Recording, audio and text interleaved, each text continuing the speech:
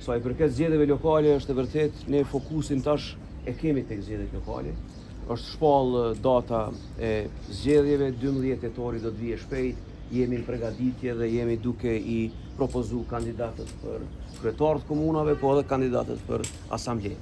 Dhe normalisht që kjo sag që po e shohim çdo ditë, ky cirkuz, bie në hije kur ne tash fokusin e zhvendosim ka zgjedhjet lokale, por në asnjë moment nuk duhet me e lënë anash këtë cirk që po ndodh aktualisht.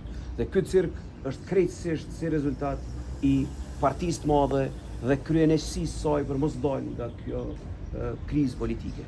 Krizë politike jemi në krizë të thellë dhe përgjegjësinë kryesore për këtë krizë e ka partia fituese e zgjedhjeve. Ajo duhet të bëjë përpjekje për të dalë nga kjo krizë politike e nuk ka një përpjekje të tillë.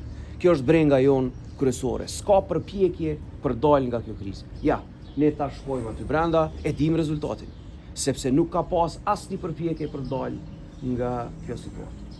Partitë politike garojnë në komuna me, si të themi kështu, me ekipet e tyre më të mira. Andaj edhe deputetët po që se garojnë për komuna, unë e shoh si krejtësisht normale, kur fitojnë japin dorëheqje nga ky pozicion. Siç kam dhënë dorëheqje unë nga nënkryetari i Prishtinës për të ardhur deputet i Kuvendit të Kosovës. Por ka disa të cilët po i mbajnë dy pozicione aktualisht. E kjo është kundër kushtetuese. Nuk mundesh me qenë edhe ministër, edhe kryeministër atje në detyrë, edhe deputet këtu, edhe kryetar komune diku tjetër.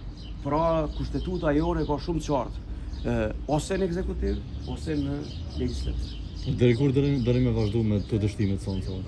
Shqyqoni, ne sa na përket ne kemi interesim dhe bëjmë thirrje që zgjidhja me u gjetë me njëherë, me ardheri tek një marrëveshje politike, e kjo është përgjegjësia e të parit, le ta bëjnë marrëveshjen politike.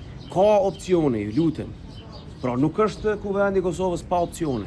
Mundet me ardhur deri tek një marrëveshje politike nëse ka përpjekje serioze. Faleminderit shumë zgjedhje.